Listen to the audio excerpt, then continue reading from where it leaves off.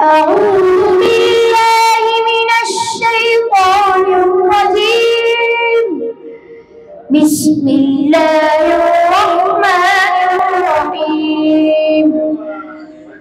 لا يكلف الله نفسا إلا وسعها، لها ما كسبت وعليها ما اكتسبت. ربنا لا تؤاخذنا إن نسينا أو أخطأنا. ربنا ولا تحمل علينا إصرا كما حملته على الذين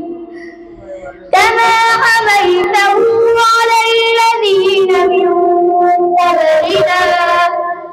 ربنا ولا تحملنا ما لا طاقة لنا به، واعف عنا واغفر لنا وارحمنا، أنت مولانا فانصرنا على القوم الكافرين.